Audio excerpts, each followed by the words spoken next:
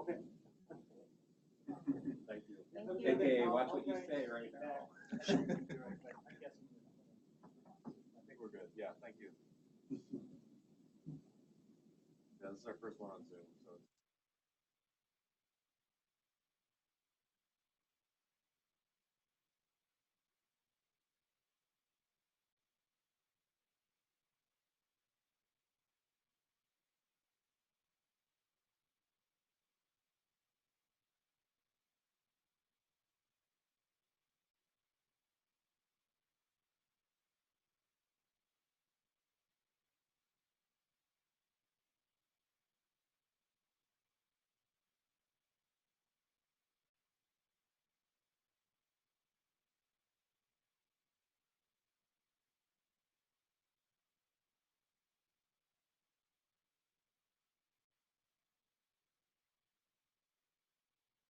Test, test, test.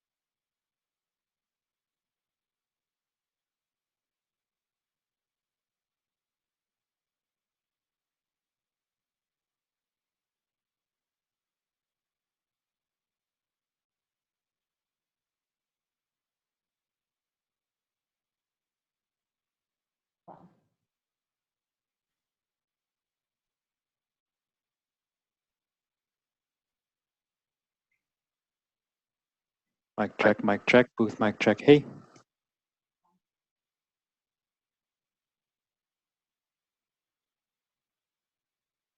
No.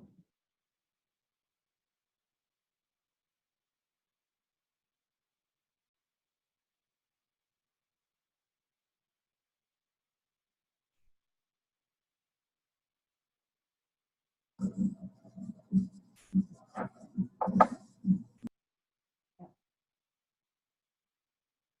probably should have. It took me a long time to go back to church, and I found one that I'm comfortable in and I enjoy being part of, but I also like their values. And they talk about local values and what's happening in our city, what's happening in the state, what's happening internationally.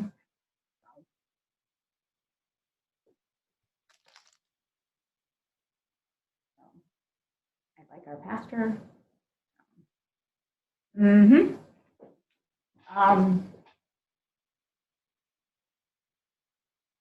So ELC.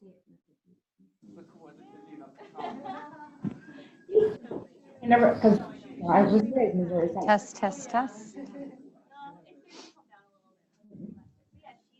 And now I'm at First Lutheran Church, which is Thanks. Yep.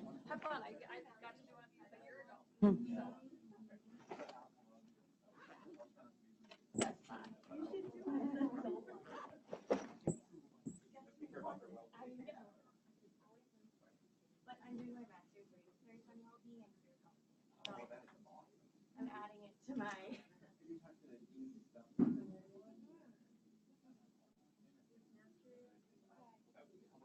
Yes, please. That would be great. Thank you. Came in and sprawled out.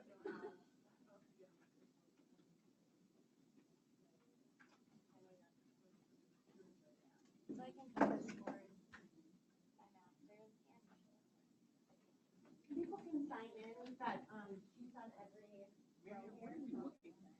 Where are we looking for camera? That's a really good question. Yeah, no, Here, there. I can't tell. Oh, okay, thank you. Where did he say to look? We're looking at the back corner right there. Ah, Yes. okay. We'd like to thank everyone there on the 50-yard line. Yeah, it's probably. You get a lot of emails from familiar. Yeah, so I'm at the first the line. You're going to use the handheld mic. Okay. Yeah, anybody in the room can talk. Meet you again. Yes, exactly. Anthony. You want to just remind people if they have questions, use the mics in the room. I got that.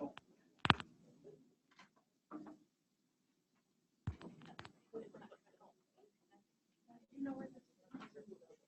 I get so lost in here. I think I've been in here before, and then I looked at the room thing, but they didn't have this floor, and I was like, I'm just gonna give it back. Yeah. Yeah, it was okay. But it gave me some extra time. I mean, I see that I see that probably once a month. I go to the mail to my house. Yeah, I get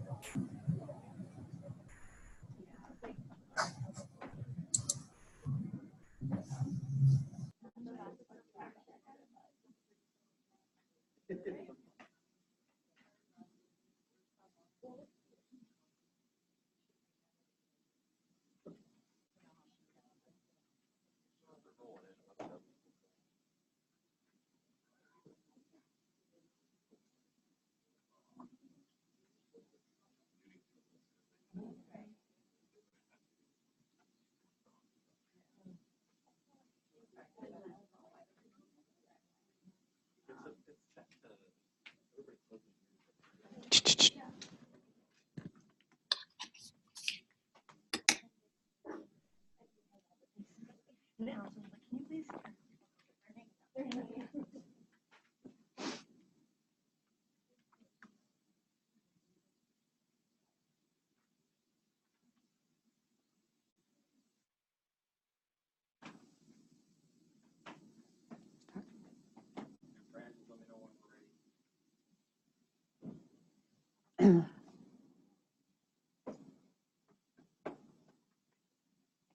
While we're waiting, can you folks hear me okay? Good.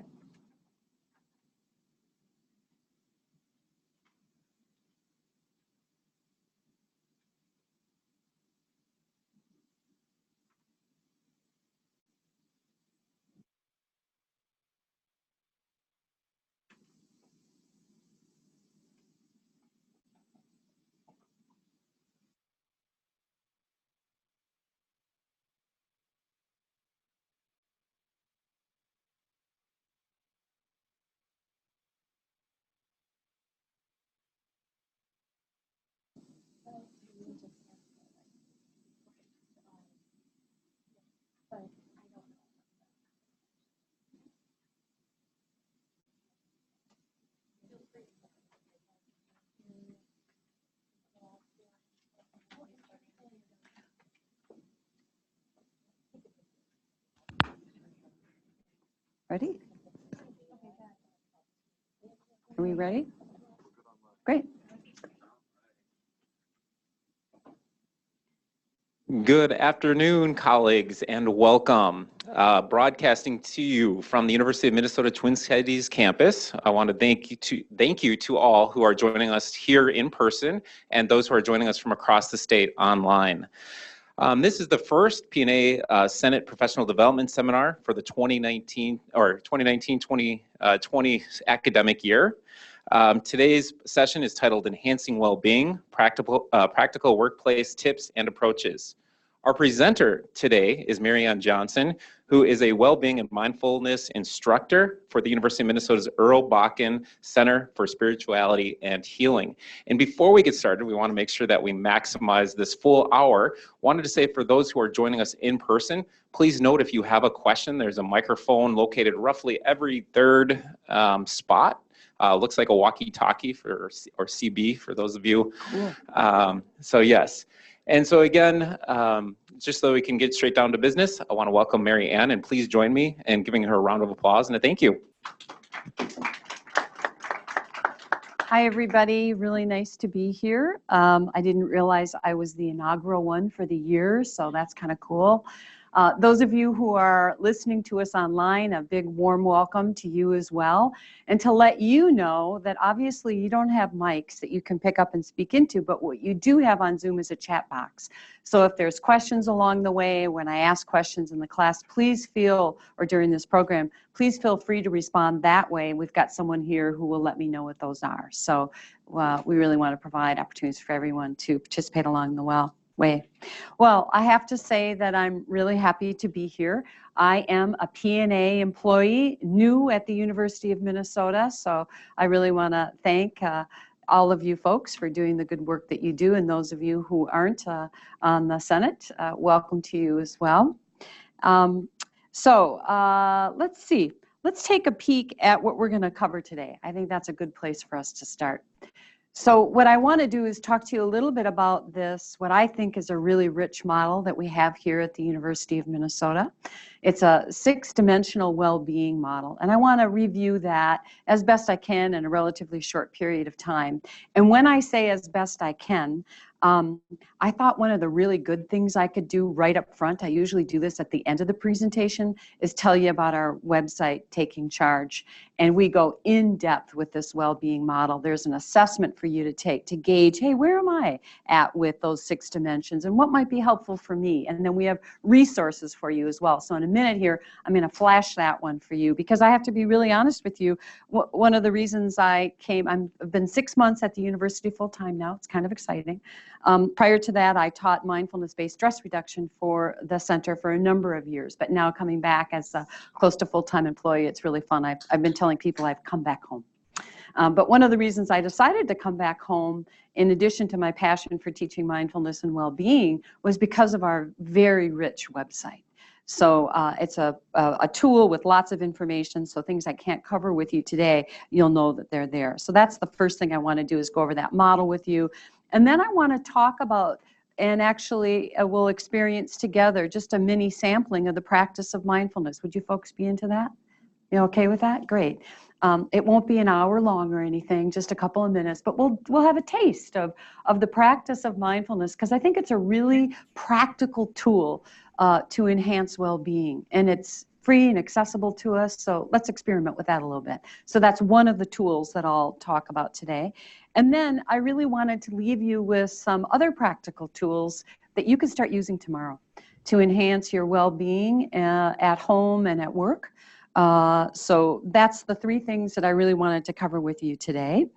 And then I thought a nice place for us to also start is to start with what you already know. And I'd like you to just check in. And those of you who are online, feel free to just take a piece of paper and jot down some of your thoughts. And then you can share them with us when we come back to this. But what I'd like you to do is maybe just turn to somebody who's next to you. And if you're sitting kind of far away, maybe turn around to somebody that's behind you, whatever's comfortable for you to do. And just share What do you already know about well-being? When do you experience it in your life, in your daily life, in your life in general? When do you experience well-being? And also, what might get in the way? Because if you're like me and the rest of us humanoids, lots of things get in the way. But we also know what it's like. So I want to affirm that. So let's spend just, we don't have a lot of time, but just a minute or two kind of sharing a little high level here, what you know about both of those things.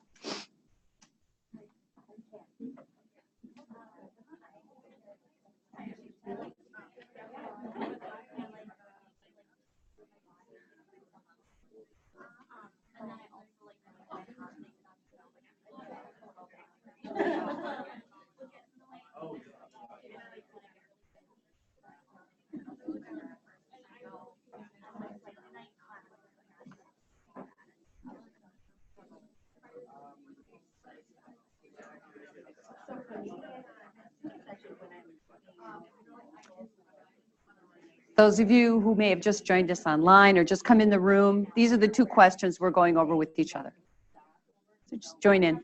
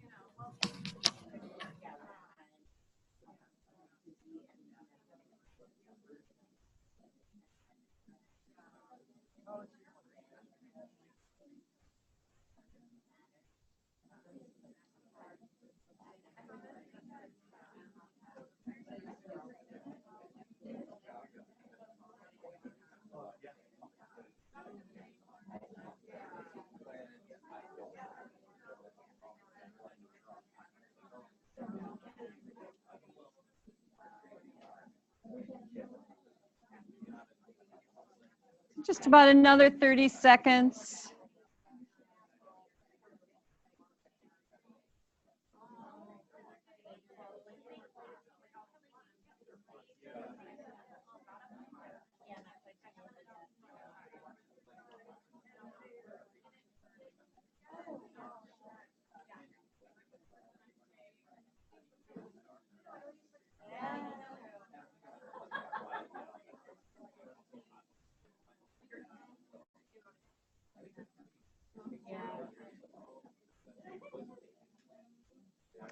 Okay, I'll bring you back. It's always hard for me in programs like this when I give people a couple minutes to talk, because that kind of reflection on topics like well-being, which are so critical, I think, to all of us.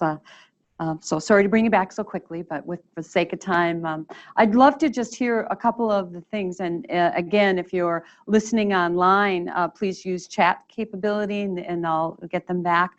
But those of you who are in the room here, what were some things that came up for you when you were sharing what you already know about well-being and when you experienced it? What kind of things came up? Thank you. Yeah, I don't know. I've never used them before. We have these little, those of you who are online, we've got these cool little walkie-talkie things. So go ahead. So one of the things that I shared is that I experience well-being when I cook. I try to take time without technology and just focus on that, and also focusing on, nourishing my body and my family and bringing health into my life. But what gets in the way is busyness, and that was kind of a theme for a lot of us, is that tends to be the well-being practices that we have tend to be the first thing to go when we're really busy. Yeah. So what's really cool there is that right? You're aware of it. And when you can, you're really intentional about carving out that time. And then you see the benefits of that, no doubt. But busyness. How many of you said busyness got in the way? Yeah, lots of hands here. Okay. All right. Yep, that's not uncommon. I'll get back to that in a minute. What are some other things that you shared with each other? Yeah, please. I'll share. Janelle from online said that she feels a sense of well-being when well-rested, when I've had meaningful time with friends and family and work feels manageable. and that often she gets in the way of her own well-being by not prioritizing things like movement and sleep. Yeah. So I want you to listen to some of the things we've been talking about here. When I go over the 6 dimensions of the well-being model, you're going to see these things reflected, right? Time with those we care about, good self-care, sleep, eating well, all these things we already know, right? But consciously incorporating them in new ways in our lives oftentimes takes a practice for us, a real stronger kind of intentionality, and setting up some structure around that too, in a kind way. Most of you are probably really, really good at caring for others. My guess is every one of you are. But a lot of us don't necessarily shine that same light on ourselves, our own good self-care. The metaphor I oftentimes like to use is probably a little overused, but it's a good one. You know, you get on a flight and they tell you, hey, if anything happens, make sure you put that oxygen mask on yourself first and then help the other. In order for us to really show up as resourceful human beings, that self-care is really important. That learning and remembering what we already know about well-being can be really powerful. So just acknowledging what you already know. What were some of those other things that you already know about well-being? Anybody like to walk in nature? Did anyone say being outdoors? That usually shows up. Yeah. We were just talking about, or I think we're kind of in agreement on this, that like when there's a sense of balance. So for me, that means I feel like I've had a day where my values, I'm living my values and my priorities in a balanced way. So like I've contributed to something or done something, something productive. I've gotten to spend time with people I care about. I've gotten to be active. I've gotten to eat well, which is still a lot to do in a day. So to me, it's not necessarily busyness that gets in the way, but when like I'm spending time doing things that don't matter as much to me, I think. So it's really being aware of what's most important and funneling energy there when you can. Yeah, and often find that it's like the structure of everyday life and the way that our society functions Right. is the thing that gets in the way. Yeah. So a lot of external factors, right, that we have to respond to and react to throughout our lives. Let's not minimize that. I don't want to do that. But how can we also, stress is an inevitable aspect of our lives as human beings. It's there, whether at work or at home. But how do we develop a new relationship with that stress is partly what I want to talk about today. And how can we influence how we make lifestyle choices every day that really impact our overall sense of well-being and our ability to show up more fully and authentically in our own lives, to ourselves and to those we care about, right? So here's our some definitions we like to use at the university, at the Earl Botkin Center when we talk about mindfulness. We define it as flourishing. I love that. Flourishing, right? We're doing well. We're thriving. There's a sense of happiness and being healthy. I'm not talking about utopian, always smiling kind of happiness. A word that I like to use actually is contentment. There's a sense of contentment, a sense of being comfortable in our own skin, and feeling refreshed and renewed, peaceful, connected to purpose. That was a point that was made just a few moments ago. Purpose is something, regardless of what stage you're at in your life, can be a really powerful component of well-being. Knowing that we're living out of values and principles. We have a sense of purpose in our lives. Again, regardless of what age, we've found that that adds to longevity in one's life, particularly as we get older in our lives as well. In harmony, I like to talk about it as an integrated life. A lot of times we talk about there's our work life, and then we have our private or our home lives, right? And it's not about us. We have one precious life. So how do we feel a sense of wholeness in that and balance in that life? When we talk about safety, we talk about not only physical safety, but also psychological safety as well, free of discrimination and bullying, all those other aspects that sometimes show up in the workplace and in our larger communities. And how do we ensure that sense of safety as well? A little bit more, it's about body, mind, and heart, fully integrated, all aspects of our being. It's about increasing our capacity and expanding our potential, understanding that we have within us the ability to do that.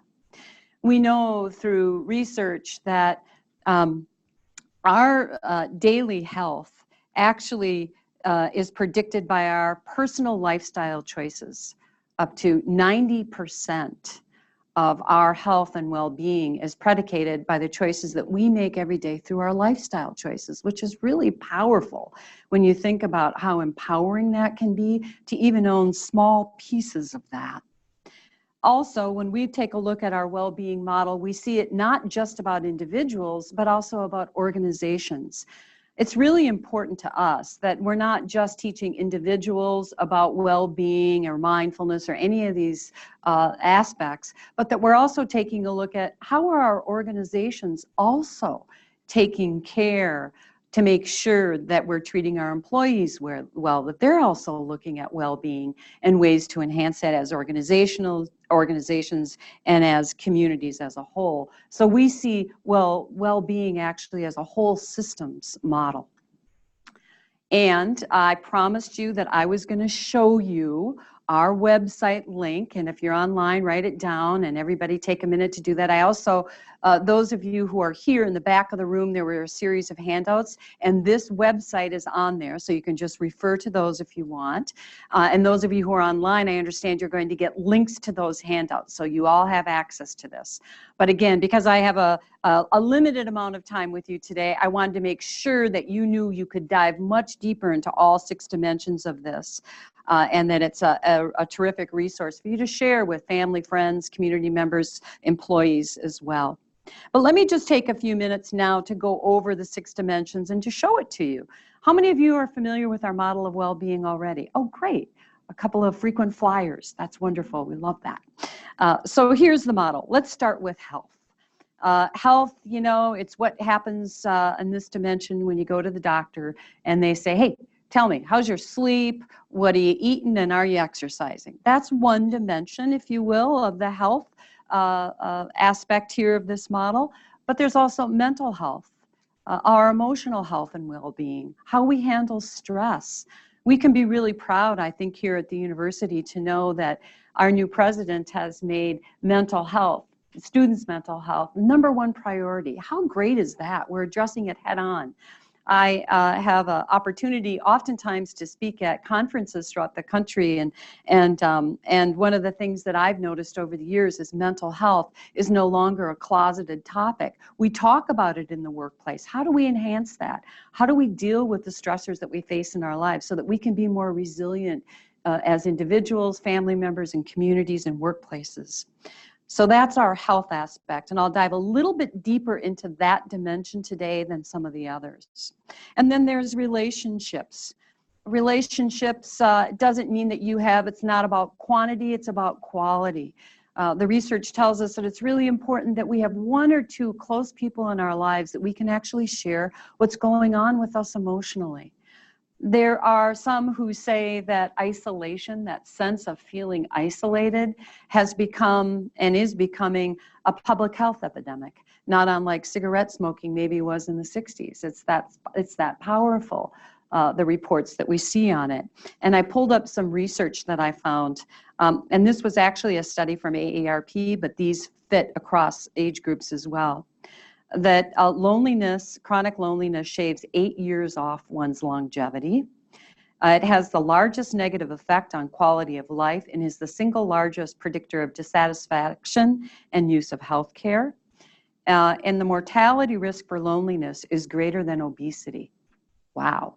Right? I could go on because there's more in that, but I think that's really powerful just to recognize that, how important it is for us to remember to put down our electronic devices. And by the way, I love my new iPhone, so I'm not trashing technology. It's we as users that sometimes need to just regulate a little bit more and to remember how important those interpersonal relationships, those intimate relationships, or just relationships with our coworkers can be in terms of enhancing our overall sense of connectedness, of well-being as well. Also, pets fit in here. A lot of people tell me, hey, my connection with my pet is pretty important. There's a real enhanced sense of well-being when I'm petting my cat or when I come home at night and the dog greets me at the door. So let's not discount those other creatures that we may have relationships with as well.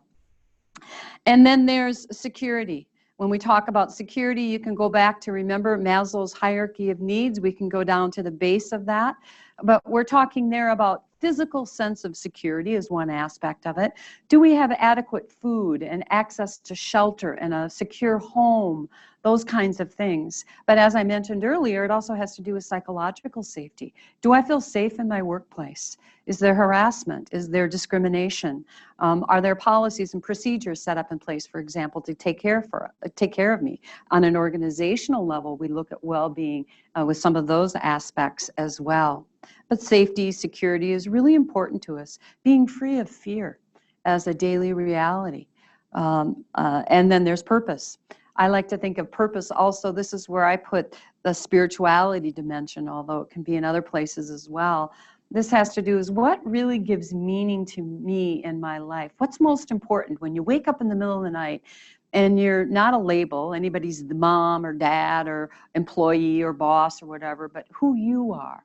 What really inspires and encourages and motivates and holds you rooted? Let's say that way, when the winds that inevitably blow in our life, what's those rudders that see you through those things? For most of us, that's a set of principles or values, and sometimes we're not consciously aware of them, but we know we're there. We oftentimes will do an exercise with people where we invite them to think about what matters most. What are those principles and values? I have a friend who renews them with her family every year on New Year's Day as a way to recommit to those things. For some of us, this dimension is about religious communities that we're a part of, whether that's a synagogue, a mosque, a church, whatever, or other aspects of spirituality as well. But it's really touching in with those aspects of our lives. And then community. Community has to do with the web of support that we have as humans, that we know that there's a place, a people, a system sometimes that we can fall back on. That could be neighborhood. That could be colleagues at work, a sense of that you're part of a team oftentimes. Are there resources that help us in our larger community? And then environment. Let's just say this, nature heals. And there's a lot of research. Some of you may be familiar with that more and more. I like to say that all of these dimensions are, of course, interrelated, and they work together. So if you want a twofer or a threefer, when you think about these dimensions, go for a walk with a good friend in the woods. How cool is that? I got some exercise, I'm building relationship, and I'm connecting with nature. We know that being in nature over periods of time can really enhance our overall sense of well-being, psychologically and physically as well. And most of us, unfortunately, I forget what the exact statistic is, but I think it's that we spend about 10 hours a day indoors, right? Or you know, a huge percentage of our day indoors. And when we're outside, a lot of us are walking on concrete, right? To and from. So spending, there's one study that says spending 30 minutes a day outside in nature where there's some greenery around you for 30 days, we'll see some changes in our sense of well-being. That's an experiment that you can all try.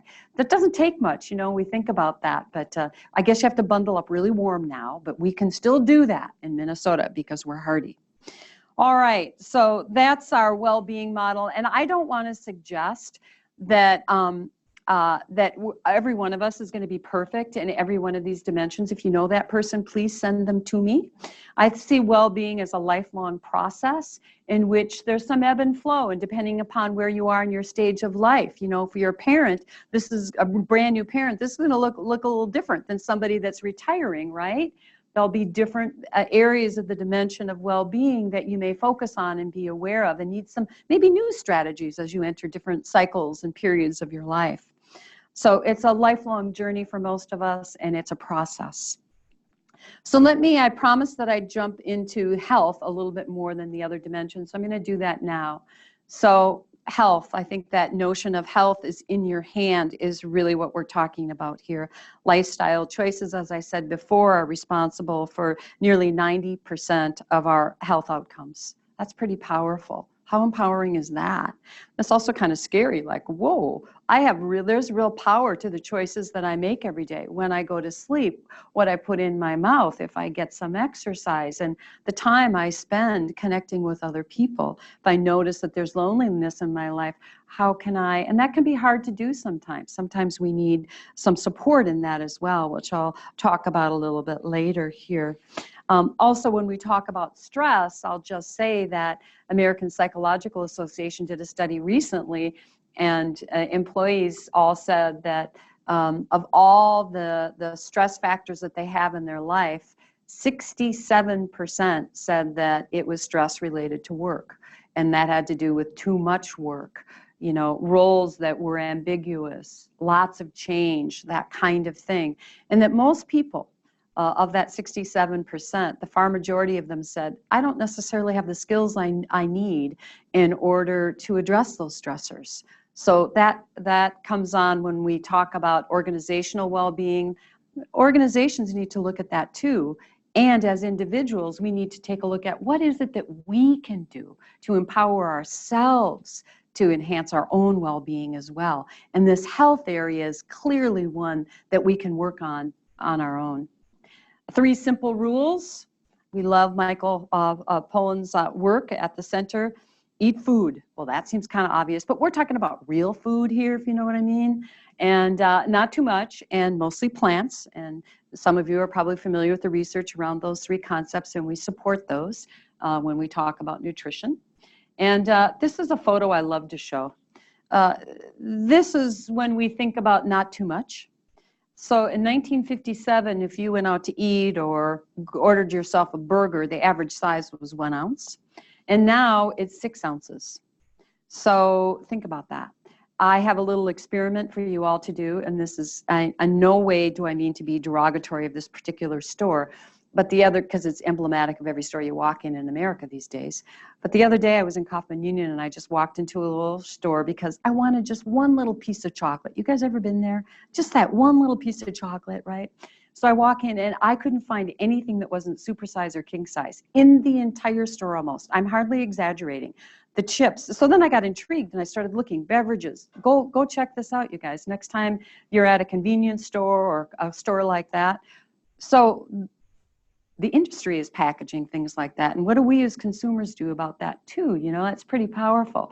So when we're busy, we go for what's there. So let's acknowledge that there's a systems level to some of this too, that perhaps as consumers, we get to acknowledge as well and work with. Eating food, edible food like substances, not too processed.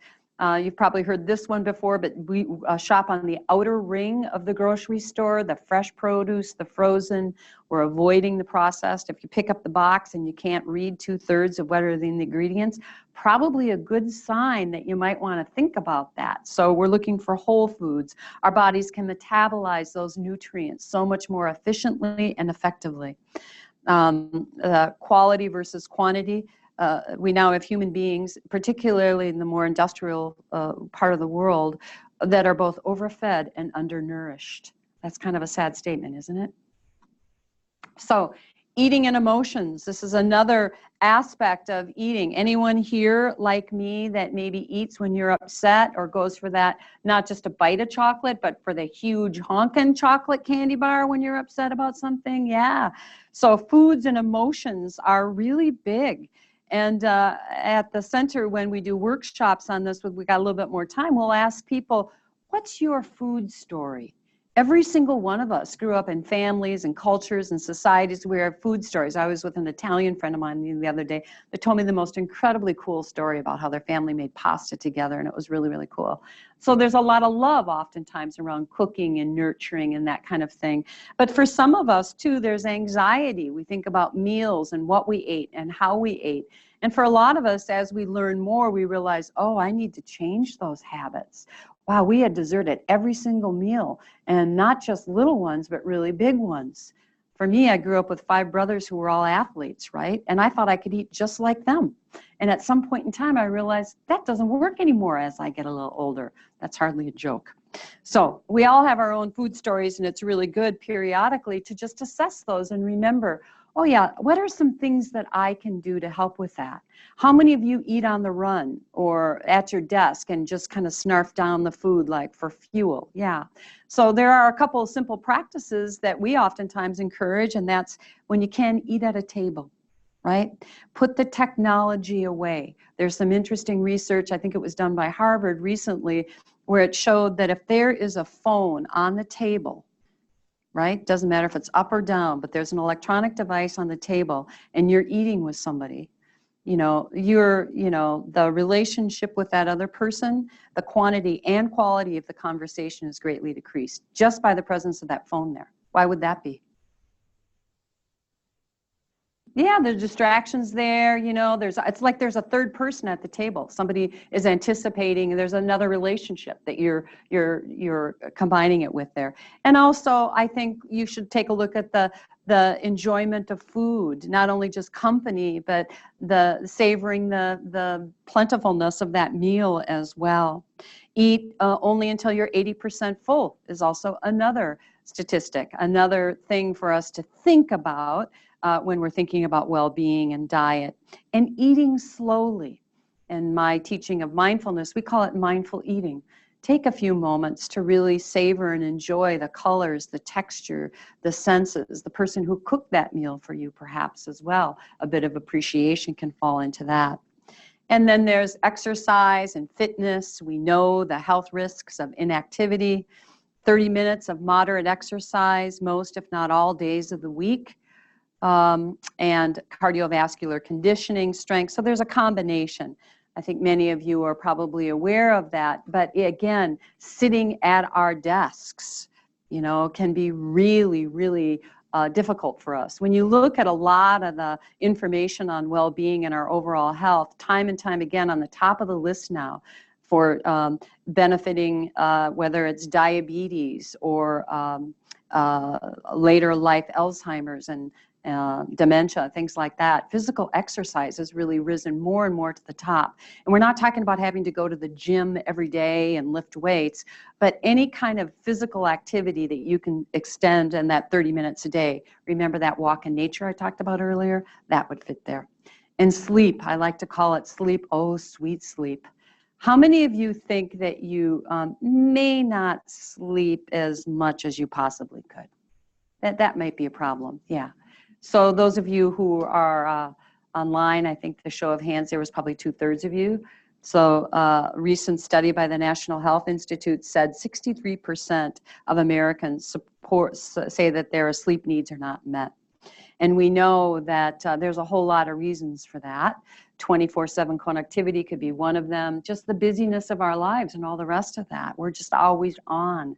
And we know, again, the health benefits of sleep. You see new studies almost every day, don't you, in the newspaper, and you hear about them on the radio and in social media?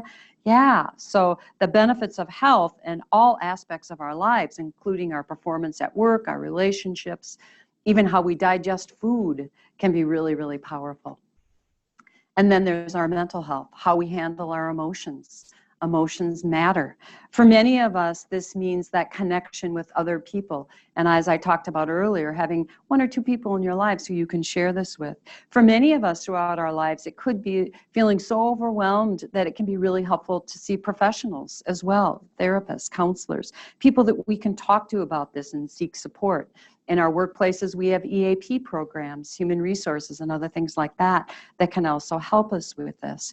The really refreshing thing I think about mental health and learning how to deal with stress and emotions is that it's no longer hidden behind a door, but it's out front. And a very healthy thing for us, I think, as a community and as a nation, is that it's no longer stigmatized, that we all need to work on this. And stress, we've been inadvertently kind of talking about that all the way through, but when many of you were talking about what got in the way, you talked about being busy, but how many of you would also said stress got in the way of well-being? Yeah, that busyness, that stress that we encounter throughout our day. So how do we deal with that as a component of our physical health, emotional well-being, especially when we know that it impacts every system of our body-mind connection and all the rest of that? when I work with leaders and we talk about well-being, one of the things I talk about is corporate athletes, which I'll spend just a moment talking to you about now. And that's a study that was done, and there's an organization called Corporate Athlete. And there was a group of people years ago, researchers, who were interested in finding out what is it that makes really high-performing athletes so really good at what they do. And what the research showed them was that after a point, you know, when you're an Olympic athlete or a pro tennis player or whatever you are, you're right on your top. And so what the research showed was that their physical stamina and their proficiency at their skill was all pretty even. But what really stood out most above everything else was that each one of these people who excelled as an athlete had a daily practice that they did, an intentional daily practice that they did to reduce their stress. Isn't that interesting? So that's now, that same research was applied then to leaders, and leaders in every field, regardless of where you're in an organization, whether you consider yourself a leader or not. We're all leaders in certain aspects of our lives. So I think this can be relevant research for all of us. And that's that the most effective leaders, research tells us, and some of Daniel Goleman's research in emotional intelligence leadership tells us this too, they all have strategies, daily things that you can oftentimes see on their calendar that set up, oh, here's a structure, here's a system, here's a way that I take care of myself every day so that I can reduce that stress. For some people, it could be running or exercise or just a time that they give to themselves, that their quiet, reflective time. Maybe when they're drinking a cup of tea, they get up a little bit earlier in the morning. Maybe it's prayer, maybe it's meditation, maybe it's a little bit of yoga. We all have different strategies, and that's really important to consider. What's mine? What do I do every day to help myself enhance my well-being and reduce my stress? And then there is, when we talk about stress, distraction. And you probably are familiar with some of this research that you're seeing on the screen right now about multitasking. We are incapable of multitasking. And yet, I think that we are a chronic society of people who have partial attention. Do you guys know what I'm talking about here? We are the best at partial attention. You know, and that might be okay to multitask when it's low-level tasks or something that's not that important. But when we're really working on something that is really important, do we need to break away from that to check my Twitter account to see how many likes I may have gotten, or Facebook or whatever that is? Or what about when I want to really connect with somebody in a meaningful conversation? Wouldn't it be nice to have all hands on deck? We need to retrain ourselves to be intentional and to develop our capacity to really pay attention again. And I'm just going to give you a stat, and this is from T-Mobile and another electronic device, but the stats tell us that on average, we check our cell phones, our mobile phones, between 80 and 150 times a day. So when we start talking about distraction, just think about what are the things that I do every day that build that distractibility. And when we're distracted, we're kind of inviting anxiety oftentimes. You may have heard the term FOMA, fear of missing out. That's another thing you see at conferences all over the place these days. It's the anxiety that's produced through social websites and systems like that, that we feel like we have to respond to in an immediate fashion. So learning how to use those devices, I think, can be, again, a really powerful way of reducing that distraction and therefore enhancing our well-being. Here's a quote by Lou Holtz I like. It's not the load that breaks you down, it's the way that you carry it. Stress is an inevitable part of being human in our lives, but how we handle that, we can learn how to do that with that differently. I mentioned earlier that one of the tools that I in particular like to use at the center, because I'm a mindfulness teacher, is mindfulness as a tool to enhance our resiliency and increase our well-being, reducing that stress. And the reason that we do that is because it's an evidence-based practice. We have over 30 years of research now showing us the power of this as a tool to do all those things, reduce stress and enhance our well-being. There's a lot of misnomers about what mindfulness is and isn't, so I'm going to give you a definition here. But maybe before I do that, I could ask, just a show of hands. How many of you practice meditation now or have have dabbled in it? Oh, quite a number. How many of you have apps that you do that with? I always like to ask that. Well, cool. All right, great. So, and I don't know about those of you online, but if there's any of you who do, I honor that. So mindfulness may be familiar to you, and there are many, many different ways to meditate. The approach we take is based on quite a bit on the work of Jon Kabat-Zinn and mindfulness-based stress reduction. And so the definition is pretty simple. It sounds pretty simple. It's just an awareness of one's present moment experience with a sense of attitudes, if you will, of curiosity and non-judgment. I want to break this definition down just a little bit because I think it's important. And, you know, present moment experience. Aren't we all aware of our present moment experience? Let's just stop for a minute and think about some research that was done not long ago. And again, I think this was Harvard, so I guess I'm liking Harvard today. But what they found was that the majority of the time, they gave everyone iPhones, and they periodically would chat with them and say, hey, basically, what's up? That's not exactly the model, but you get where I'm going. And then they asked them, you know, where they were. And over 60% of the time, people reported that their minds were wandering. And when they were wandering, predictably, they went to one of two places. They were either reliving their past that was long gone, or they were pre-living a future that hadn't even come into being yet, right? But rarely were we here. Now, I also want to say something good about the wandering mind. I think sometimes it enhances creativity, it can enhance our flexibility, that kind of thing, so it's not always bad. But when the majority of the time that's where we're at, we know that ruminating can lead to a sense of angst, right? And uncomfortableness in our lives. And that always leaning into the future can also lead to anxiety, right? There's nothing wrong with planning, but when you're planning, plan. You know, see what I'm getting at here? So these are qualities that we now, given that partial attention I talked about earlier too, need to train our minds to be able to be more resourceful. And then this aspect of non-judgmental attitude. Neuroscientists tell us that our brain has a negativity bias. Its primary function is to be scanning the environment most of the time throughout our day to figure out what's missing and what's not working. Why would it do that? Why would our brain do that? Human survival, you bet. Remember fight, flee, right? We were hardwired that way, and if we weren't hardwired that way, you wouldn't be sitting there and I wouldn't be standing here teaching right now, right? Survival of the fittest, so to speak. Our ancestors were looking for that big, huge saber-toothed tiger to jump out from the bush, and they wanted to make sure they caught it, or that big, bad snake. And yet, we're pretty fortunate, those of us sitting in this room today. Most of the stressors that we encounter day in and day out are psychological in nature. They're not about our physical survival. And yet our body still responds much the same way. Mindfulness, I also want to say, is an innate ability that we all have. You've all had those moments. I can't remember what your name is, but when you were saying you were cooking, that sounded like a really mindful experience, right? You were all hands on deck, really present, focused. When you were cutting the carrots, you knew you were cutting the carrots, whatever it was. And you can all probably think of things like that. Sometimes I have runners tell me, oh, I do mindful running every day. I feel my feet on the ground and it's really cool, right? So you all know those moments when you felt that experience. So it's an innate ability, but for a lot of us, we need to rediscover that ability. And it's not unlike you want to get stronger heart or muscles. You go to the gym and you work out, right? And then you get stronger.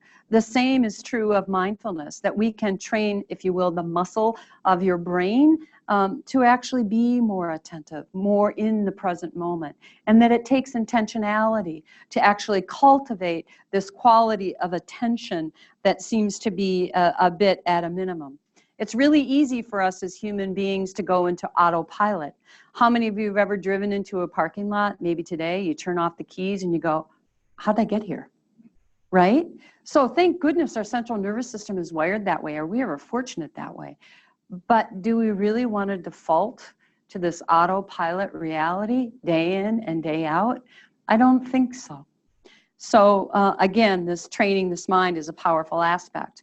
We also know that the practice of mindfulness, again, over 30 years of research, tells us that mindfulness, a regular practice of mindfulness, and we talk about this, we're talking 10 to 20 minutes a day. Some of the studies tell us this. There we can see changes in the brain, the neuroplasticity of the brain. We all know that now. from our neuroscientist friends, that we can actually change the brain. One of the things that happens in terms of changing the brain with the practice of mindfulness is that the amygdala, the more primitive part of the brain that gets activated when we're under stress, when that happens, right, this prefrontal cortex, the part of the brain that knows about active listening and good memory recall and how to make good decisions and all the rest of that, it goes offline. The executive functioning of our brain when we're under stress, and particularly a lot of stress, goes offline, and we more and more activate that amygdala. With the practice of mindfulness over time, we see a deactivation of the amygdala. In some studies, even the size of the amygdala shrinks a bit, and we see increased activity in the prefrontal cortex. And some of that has to do with increased ability to stand back and observe. Rather than being reactive, we learn how to respond to situations in a new and different way, from perhaps a more aware about choices and a calmer perspective, perhaps. And if you're curious about the research on work and the functional domains that are affected here through this practice of mindfulness, you see them there, and I've cited the research. If you're interested in that, you can do a little bit more look at that. But I just want you to see body-mind here is all incorporated as benefits. Again, why we use it. And some of you may have seen these kinds of things before. There's a lot of literature on physical health, a reduction in pain, a decrease in anxiety and depression and those kinds of things. But there are also workplace benefits as well. Because there's more activation and maybe less activation in the amygdala and more in that prefrontal cortex, we have an ability maybe to strengthen decision making, broadening our perspectives, enhancing teamwork and problem solving. So I would like you to experience this, but I just want to go over this little model quickly with you. This is a model of how mindfulness meditation, how we teach it. Again, there are many different ways to meditate, but in mindfulness meditation, we generally will give you something to follow. And since the body's always in the present moment, remember that, the body's always in the present moment, so you can always come home to the breath throughout your day, or you feel the feet on the floor as a way to come here now. So we use that. So we'll have you follow your breath, and then how many of you are meditators, and when you're meditating, suddenly the mind goes off to the grocery list? Did I leave the iron on? How many of you have experienced that one? Well, welcome to the human race. I just wanted to make sure I had humanoids in the room with me. Yeah, so that's what happens. And that's a predictable, natural part. The primary function of the brain is to think. Just like our heart beats blood and our lungs breathe, the mind thinks. So mindfulness, contrary to what some people think, is not about getting rid of your thoughts. It's about learning to have a different relationship with them, where we can observe them without having to identify, cling to, or react to them, or feed them like a feature-length film, right? We can just see them and let them go. And become aware of sometimes what the content of those thoughts are as well, so that we can see where we might be able to help ourselves a bit more as well with that self-awareness. So losing focus is a natural part of this, but losing focus is also, this is the secret, where you build that muscle of mindfulness. When the mind wanders off, and each time you become aware of it, and you choose in that moment to come home again to, is that an in-breath or an out-breath, or wherever you are with the meditation, that's what builds the muscle of mindfulness. So it's really not a problem. It's a part of the process. And I like to tell people this because so many people will tell me, I'm a terrible meditator. I have all these thoughts. And I like to say, welcome. We're all like that, but we don't realize that sometimes. I think when we begin, or even long-term meditators sometimes are a little hard on themselves. And the way we greet that wandering mind is also really important. Remember that non-judgmental quality we bring? If we know, how many of you think you might have an inner critic? Yeah, welcome. So yeah, that yakety yak, we can, the mind wanders, oh, everybody else is perfect, but not me. I'm the worst meditator. If we can just realize, oh, let me enter some of that kindness that I give to other people right here, right now with this breath, see if I can do that. So that's our model, and we just begin again. That's a really nice mantra, I think, for mindfulness meditation. Always the opportunity to begin again with each breath, each moment. So we've got a couple minutes here, so you up for a little practice? This will be short, but as those of you who know the drill, you'll just be refreshed. And those of you who are new to this, I'm going to invite you to just sit comfortably in your chair. I love that already some of you are straightening your spine, right? Because when the spine's straight, the mind's a little bit more alert. You don't need to rigidly hold it. So just get comfortable. But it's helpful to have both feet on the floor, flat, because that can kind of serve to provide a little bit of structure, and your eyes can be open or closed, whatever is most comfortable for you. The only thing I would invite you to do is if they're open, maybe just have a soft, fixed gaze. When the eyes are wandering around, the visual field is busy, so too the mind gets a little busy. So that there's no mystery to that. It just quiets the visual field a little bit. All right, so let's just settle in, putting everything aside here. And getting comfortable. And maybe just taking it a couple of deeper and fuller breaths to begin with, satisfying in-breaths and full and complete exhalations. If you want, pursing the lips with that out breath to really release and just settling in. Allowing what's already been today and what's yet to come to just rest to the side for now. And being here in this moment and experiencing what it feels like to be sitting here. Allowing the deeper in-breaths and out-breaths to just recede into the background for now. And just coming home to your being nature and what it feels like to be sitting here now. Maybe noticing the physical sensations of the weight of the feet in contact with the floor. The fact that the body is being held and supported by the chair.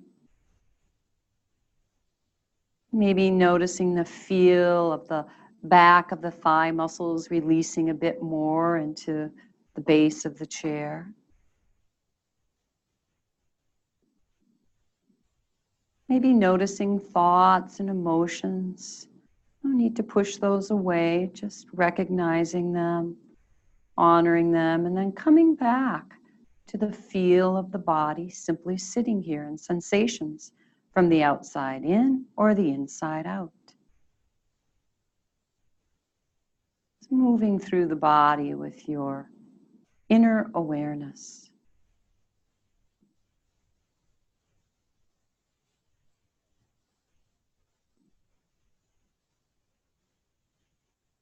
So much of our attention throughout the day is externally oriented.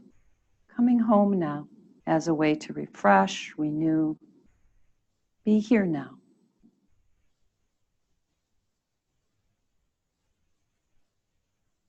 Maybe noticing a sense of warmth or coolness in the body.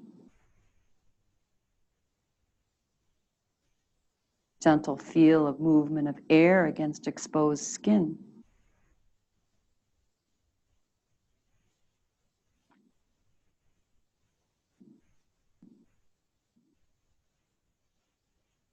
And now allowing this broader sense of the body as a whole to just recede into the background and becoming aware of the feel of the breath without having to manipulate it or change it in any way. Just notice where you most vividly experience the breath as it enters and leaves the body. That gentle, expansive quality of the in-breath, the natural letting go of the out-breath. And when you notice that your mind may be wandering to a thought, just waking up to this and then just coming back to the feel of the in-breath or the out-breath.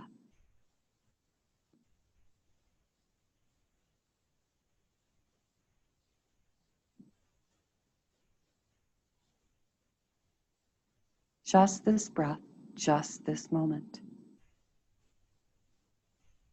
Riding the waves of each breath.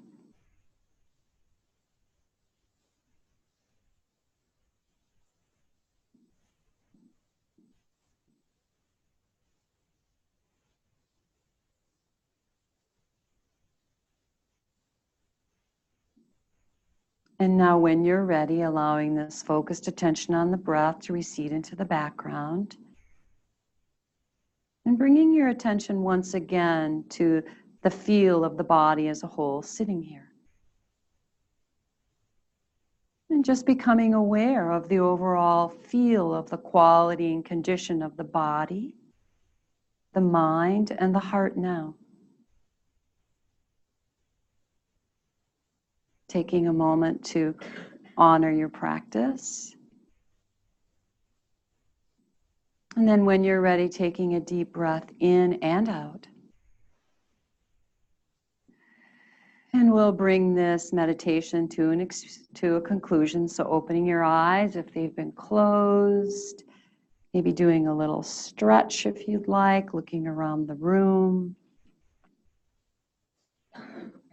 Thank you for joining me on that.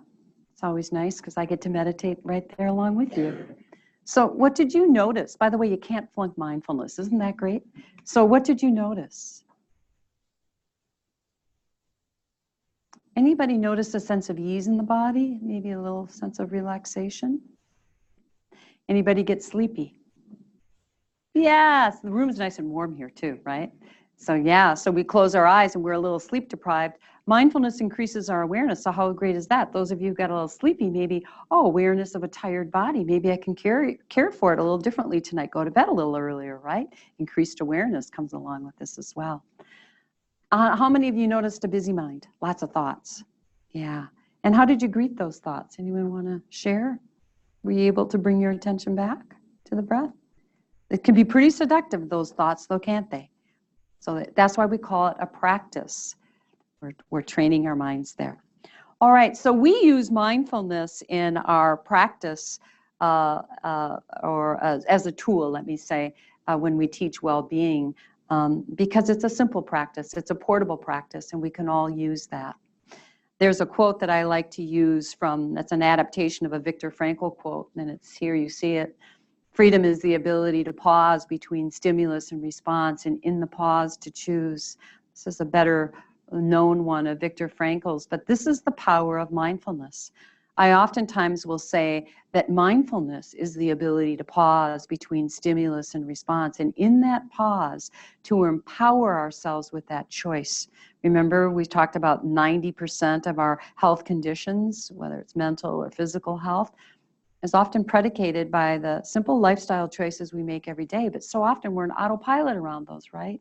So mindfulness and momentary mindfulness can really help us with that. I just want to say that mindfulness is not just about meditating. We can also do many informal practices that will also enhance and build that muscle of mindfulness. I used to work with a colleague whose name was Janice Monterino, who used to say, invite a purposeful pause in your day. So maybe every time that you open a door, I know physicians that do this as a daily mindfulness practice before they see their next client, they'll feel their hand on the door and their feet on the ground as a way to remind them of what their intentionality is. They take a deep breath and they come into the room fresh. Before you pick up the phone, send out an email, all sorts of daily routines, brushing your teeth, anything like that you can do. And this is one of my favorite practices.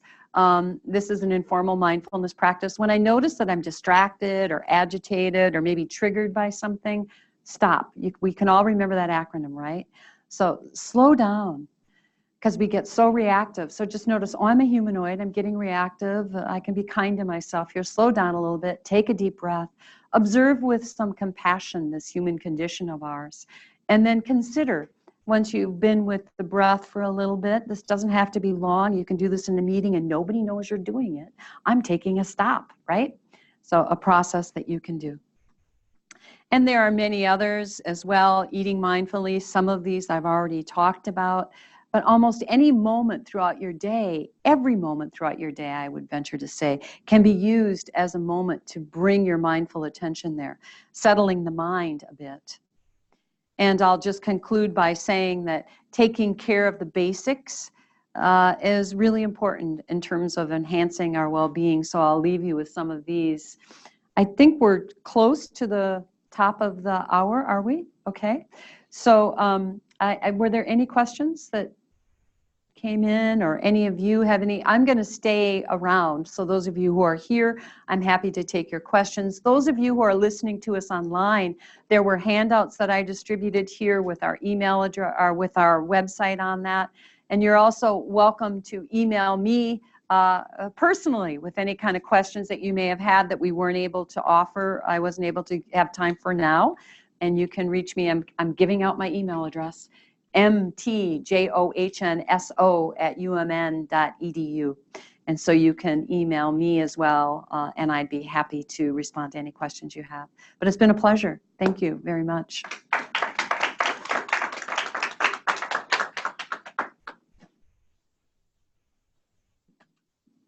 Can everybody hear me? Can we hear online?